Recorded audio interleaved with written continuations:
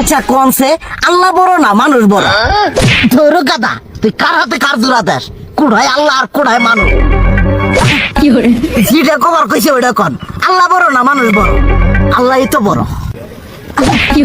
আল্লাহ বড় তাহলে আল্লাহর কথা না হইনা মানুষের কথা শুনেন কে? তুই কি কইতাছস? কি আর আল্লাহর কথা মানে না মানুষের কথা মানে? হ্যাঁ কি আর মানুষের কথা শুনেন তাই না? আমনে যে ওই দিনকে ডায়াবেটিসের রোগ নিয়ে যে হাসপাতালে গেলেন, ডাক্তার আপনার কত কিছু খাবার না করলো, সব কিছু না খাই এখন চলতেছেন, তাহলে আল্লাহ যে আপনারে কইছে যে হারাম খাবার না, সুদ খাবার না, কই আপনি তো কাম কাজ বাদ দিয়ে এলাকার মধ্যে টাকা পয়সা না গায়ে খালি ওইলে দিয়েই খান, নিজেরা টিয়াও হালাল ভাবে কামাই করেন না, ওই সুদ তো না কয়টা টিয়া করে লাভ আহে ওইলে দিয়ে দিয়ে চলেন আর পেট বড় বানাইছেন। শুনেন একটা কথা কই, হারামের কোনোদিন আরাম নাই। হালাল পথে রুজি রোজগার করেন, প্রয়োজনে এড়া বেলা কম খায়েন, তাও শরীর পিণ্ডও ভালো থাকবো, কোনো রোগ বেদও হবো না, আরামও পাবেন, আল্লাহও খুশি থাকবো। তুই আমার এইভাবে বুঝাবি আগে কইলি না কে?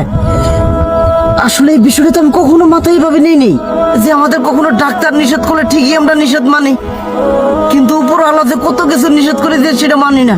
আর এই যে হারাম পথে টিয়া পয়সা কামাই করতেছেন, শরীরের মধ্যে দুনিয়া রোগ বেত হয়েছে, দেখা যাইতেছে যা টিয়া হারাম পথে কামাই করতেছেন তার তো বেশি টিয়া মনে করেন জ্বলেই যাইতেছে গা বেশি।